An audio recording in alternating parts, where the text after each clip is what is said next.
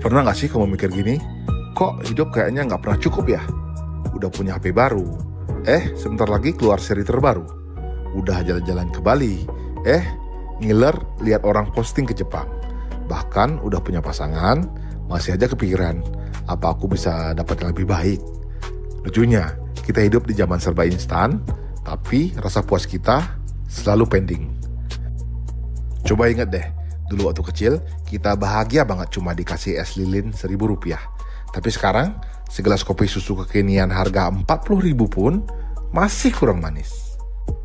Kenapa bisa begitu? Karena kita sering salah kaprah. Kita kira bahagia datang setelah punya lebih.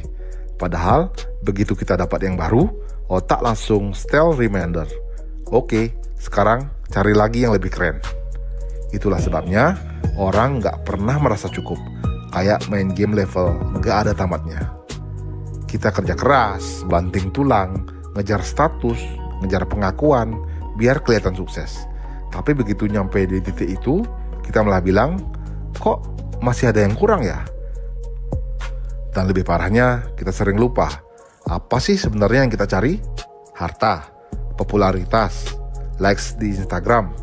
Padahal semua itu bukan cukup. Itu cuma sementara. Kayak gini deh, kamu ngincar sepatu limited edition. Nabung, akhirnya kebeli. Rasanya, yes, ini dia puncak hidup. 2 minggu kemudian, keluarnya seri terbaru. Dan sepatu kamu tiba-tiba kelihatan kayak warisan kakek. Begitu terus siklusnya, kayak iklan. Ada lagi. Masalahnya bukan dunia yang kurang. Masalahnya hati kita yang gak pernah berhenti minta nambah. Kita sering lupa bedain antara kebutuhan dan keinginan. Kebutuhanmu sederhana. Makan, tempat tinggal, cinta, dan ketenangan. Tapi keinginanmu gak ada habisnya. Selalu ada alasan untuk bilang belum cukup. Dan kalau kita terus hidup dengan pola itu, kita gak pernah benar-benar hidup.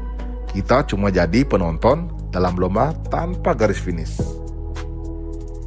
Teman-teman, cukup itu bukan berarti kamu berhenti bermimpi. Cukup itu artinya kamu sadar. Kebahagiaan bukan soal punya segalanya, tapi bisa mensyukuri apa yang ada. Kalau kamu gak bisa bahagia dengan yang kamu punya sekarang, percayalah, kamu juga gak akan bahagia dengan yang kamu kejar besok. Ingat, dunia selalu bilang, kurang, tapi hatimu bisa bilang, cukup. Dan disitulah kamu menang.